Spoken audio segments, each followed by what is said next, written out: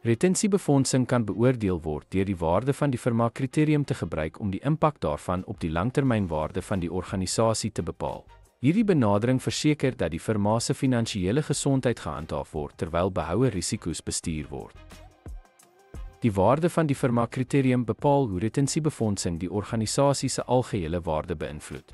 Retensiebefondsing word geëvalueer deur die koste van die behoud van risiko teenoor die potensiële opbrengs op belegging te vergelyk. Dit behels die beraming van die koste van risikobehoud en die bepaling of die behoue risiko's oor tyd waarde bied.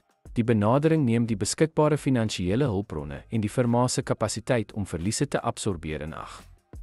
'n Suksesvolle retensiefinansieringsstrategie verhoog aandeelhouerswaarde deur die afhanklikheid van eksterne versekering te verminder. Die firma moet beide die korttermyn en langtermyn effekte van retensiefinansiering op sy winsgewendheid en groei in ag neem.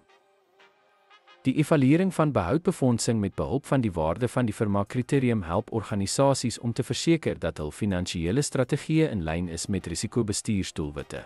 Dit ondersteun ingeligte besluitneming vir langtermyn volhoubaarheid.